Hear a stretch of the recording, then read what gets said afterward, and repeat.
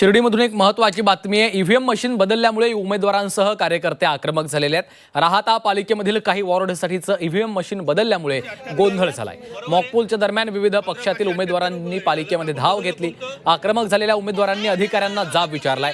राहाता पालिकेमध्ये जवळपास तासभर हा सगळा गोंधळ सुरू होता।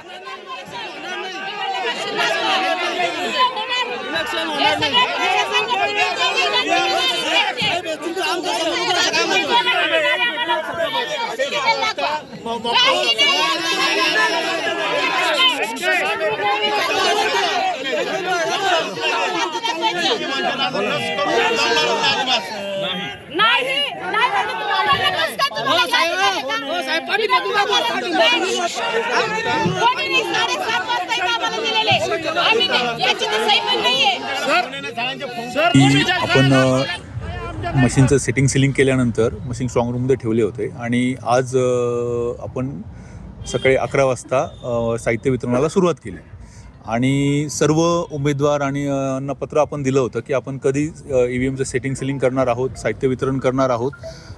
तर त्या संदर्भात आपण सर्व उमेदवारांना कळवलेलं होतं। आज जेव्हा आपण साहित्य वितरण केलं त्यावेळेस मतदान पथकांनी साहित्य ताब्यात घेतल्यानंतर मॉकपोल घेऊन बघितलं आणि त्याच्यात 4 BUमध्ये मशीन काम करत असताना किंवा लाईट लागत नाही अशी त्यांना आढळून आलं।